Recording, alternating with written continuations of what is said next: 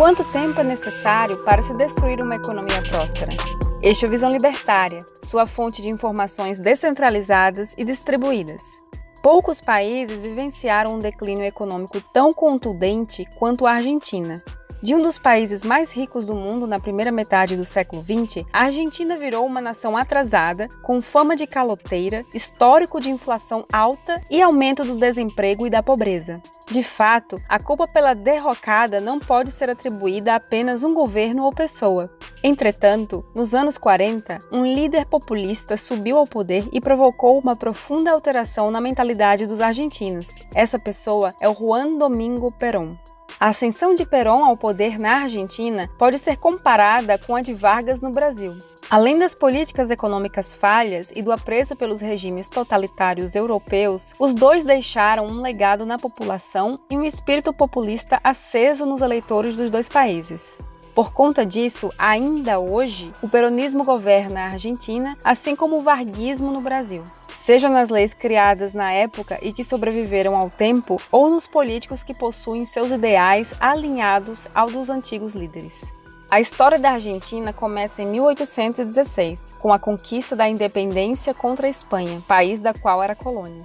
Os primeiros anos não foram fáceis, principalmente por conta da conduta do então líder da época, Juan Manuel de Rosas. Rosas assumiu Buenos Aires, a província mais importante do país, em 1832 e, com um breve intervalo, governou com mão de ferro até 1852.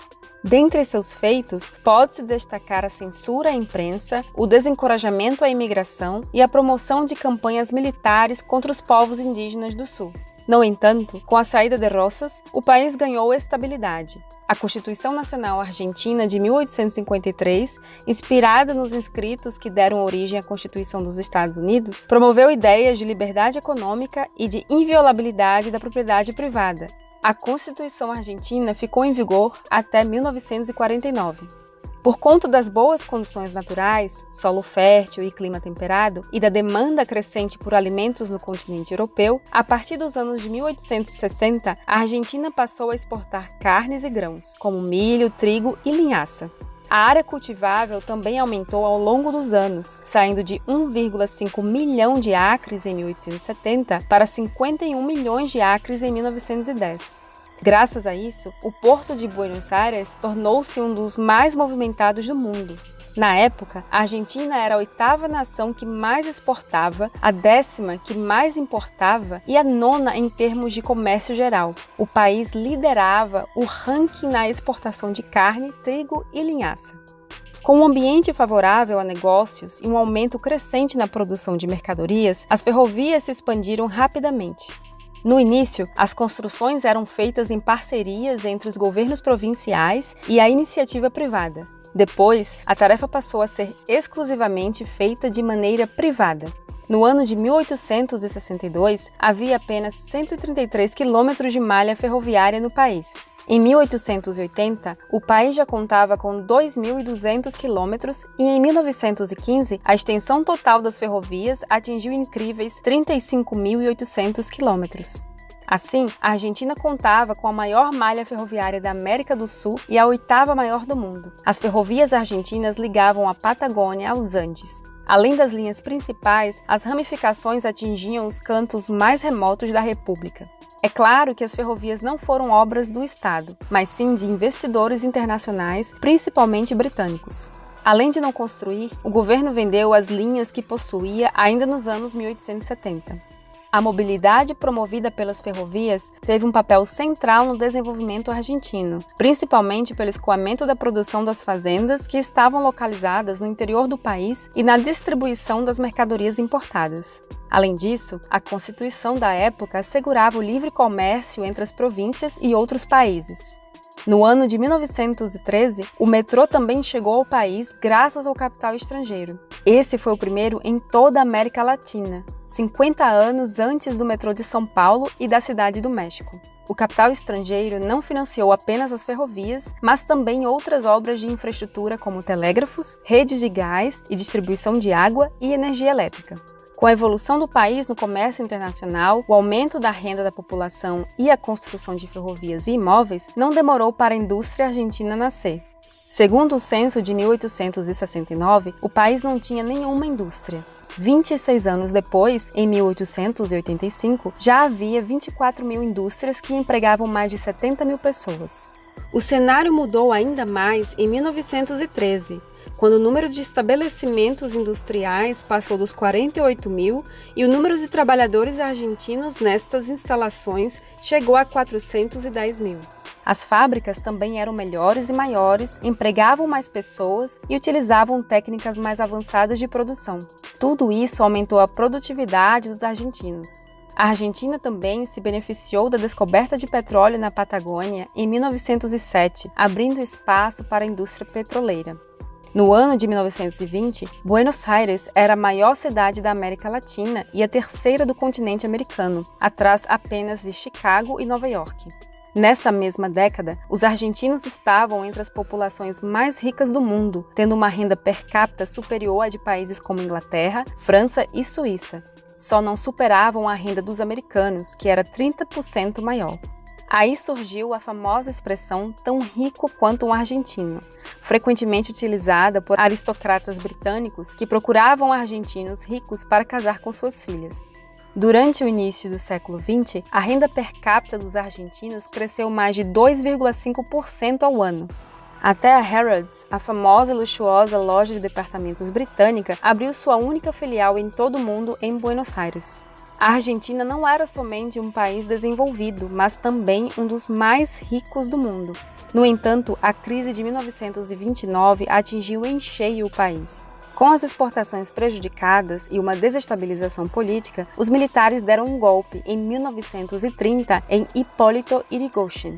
Quem assumiu o poder do país foi o general José Félix Uriburu. Juan Perón, então capitão do Colégio Militar, participou do golpe ao lado de Uriburu. Nos anos de 1939 a 1941, Perón foi adido militar na Itália de Mussolini, onde foi exposto a doutrina do país na época, o fascismo. A própria educação militar de Perón já o fazia extremamente nacionalista. Assim, viu a organização corporativista italiana como modelo a ser seguido, principalmente pela distribuição de renda entre as classes sociais e a valorização do Estado no papel de condutor do desenvolvimento. Contudo, mesmo antes de Perón chegar ao poder como secretário do Trabalho, em 1943, a Argentina já passou a adotar as teorias de Raúl Prebisch. Entre as políticas desenvolvimentistas de Prebisch estava o protecionismo e substituição das importações, todas com o intuito do país atingir a autossuficiência. Assim, quando foi secretário do Trabalho em 1943, incorporou o 13º salário, estabeleceu folgas semanais, aumentou o sistema de assistência social, aumentou os salários e diminuiu as jornadas de trabalho. Em 1945, como vice-presidente, colocou uma lei semelhante ao Código de Trabalho de Mussolini, que impedia a atividade de qualquer sindicato que não estivesse regularizado no governo. O governo também permitia apenas um sindicato por setor. Com a crescente aproximação do modelo totalitário italiano e uma grande insatisfação de diplomatas de países como os Estados Unidos, Perón foi retirado do cargo em setembro de 1945. Entretanto, sua popularidade entre as massas manteve-se alta e sua retirada do cargo causou diversas greves e manifestações. No dia 17 de outubro do mesmo ano, Perón foi reconduzido ao cargo de vice-presidente. No ano seguinte, em 1946, foi eleito presidente do país, com 52,4% dos votos. Pronto para colocar em prática todas as teorias econômicas, um de seus conceitos era o de nação em armas, no qual um país deve sempre estar preparado para o conflito. Tudo então deveria girar em torno dos militares. Com isso, o orçamento militar do país foi de 28% em 1942 para 51% em 1946. A Constituição de 1853 também foi alterada para que a propriedade privada não fosse mais inviolável, adotando requisitos como obrigações sociais. Seguindo a visão dos militares, todas as empresas deveriam servir aos interesses da economia nacional. Assim, iniciou-se um programa de estatização de empresas consideradas estratégicas. Uma delas foi o Banco Central, que não era estatal e tinha participação inclusive de bancos estrangeiros. Com a sua nacionalização, em março de 1946, o Estado passou a controlar todos os depósitos e empréstimos do país. Além do banco, ferrovias e linhas telefônicas também foram massivamente nacionalizadas. Também foi criado o Instituto Argentino para a Promoção do Comércio, empresa estatal que controlava as importações e exportações da Argentina inteira. Com isso, os fazendeiros argentinos eram obrigados a entregar suas safras para a estatal, que faria a intermediação entre os compradores. Para proteger os exportadores argentinos das variações de preço dos produtos, a estatal adotava um preço fixo. A diferença ficava por conta do governo. O Instituto também fazia importação de maquinário e matérias-primas. Novamente, o preço de compra era diferente para o mercado argentino. A estatal, no fim, tinha o objetivo de dar lucro ao governo com a diferença nos preços de compra e venda. Na prática, sufocou os produtores com os baixos preços pagos, desalinhados com o mercado internacional. Além disso, com o aumento do salário mínimo, aumento de impostos e custos maiores para a importação, os fazendeiros cancelaram investimentos e reduziram a produção. Entre 1946 e 1954, as exportações de carne caíram de 296 mil para 167 mil toneladas. O mesmo ocorreu com os grãos. A fatia argentina sobre o comércio mundial de carne caiu de 40% para 19%, no trigo de 19% para 9% e na linhaça de 68% para 44%. O Instituto, além de prejudicar a produção do país, passou a dar prejuízo, necessitando de empréstimos para financiar o déficit. Além das estatizações, Perón também aumentou o salário mínimo. Levando em conta todos os benefícios concedidos entre 1946 e 1950, houve um aumento de 70%. Perón também alterou as regras trabalhistas, dificultando as demissões. Com isso, os sindicatos faziam a festa. Em 1951, um argentino médio descansava um dia para cada 2 trabalhados. Com todas essas medidas, Perón afugentou os investidores estrangeiros. Ninguém queria arriscar seu capital em um país estatizante e que não tem apreço pela propriedade privada. Até os anos 20, o capital estrangeiro representava metade de todos os investimentos feitos no país. Em 1949, esse número caiu para apenas 5%. A máquina pública também cresceu, gerando ainda mais gastos estatais e, consequentemente, menos dinheiro para a iniciativa privada. Entre 1945 e 1955, o número de funcionários públicos federais quase dobrou. Foi de 200 mil para 395 mil. As trapalhadas econômicas do peronismo começaram a se manifestar em 1949, quando a Argentina começou a viver com um problema que nunca foi solucionado: a inflação. Naquele ano, a inflação foi de 33%. A partir daí, o aumento dos preços no país nunca mais parou. Apenas houve uma breve pausa nos anos 90, com a dolarização promovida em 1991. Após 2 mandatos consecutivos, o primeiro governo de Perón terminou em 1955, com um golpe militar que o fez se exilar na Espanha do então ditador Francisco Franco.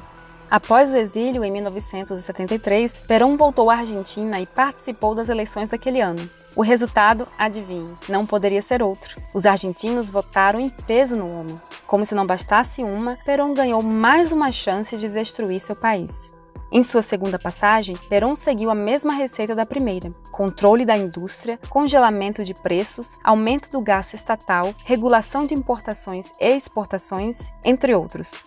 Uma lei de 1973 proibiu o capital estrangeiro de investir em áreas como alumínio, química industrial, petróleo, bancos, publicidade, seguros, imprensa e pesca, setores considerados estratégicos pelos peronistas. Passados 3 anos da lei, nenhum investimento estrangeiro tinha sido registrado no país nas áreas autorizadas.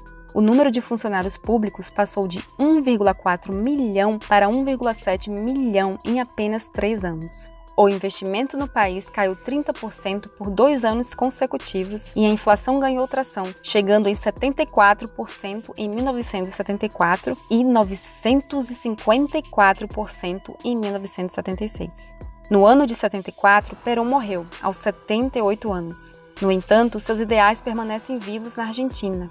O maior problema do populista argentino não foram suas trapalhadas econômicas, mas sim o sentimento que deixou na população e na estrutura do Estado.